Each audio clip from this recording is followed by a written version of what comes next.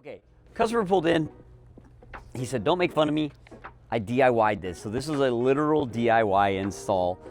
Now that being said, I was super proud of this customer, so I want to show off his work because I've seen shops do worse. Now, I don't know where he got this film from or what film it is, but it's very clear to me this is just a templated, pre-cut install that's designed for a DIY to be easy to install. Nonetheless, it's still very difficult if you've never done this. He literally stated he would never try to do this again. So I'm going to show you the first part of this install. He wrapped Christmas lights around. I'm just kidding. So this was actually very hard to do, the Christmas lights too.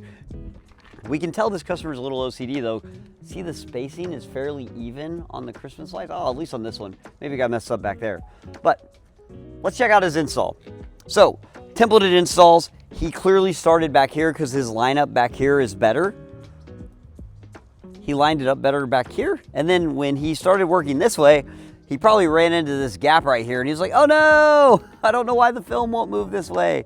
But it reaches all the way over here. So with a pre-cut install, he picks one side or the other, what he wants to get closest to, stretches it a little bit. What I'm most impressed by is I can't find really a lot of dirt in this. Like, he actually didn't get a lot of dirt in here. And like, for a new PPF installer, usually you would get it from the panels. So you spray water here and dirt would come out. Or like you're installing right here and dirt would come out from around the door handle because it's really hard to clean back here. But he did an okay job on this. I'm actually fairly impressed, and he has some functional PPF on this. That being said, he's not super happy with the results, so he brought it in for us to redo some stuff for him. But yeah, take a look. Go ahead, Alex, walk around.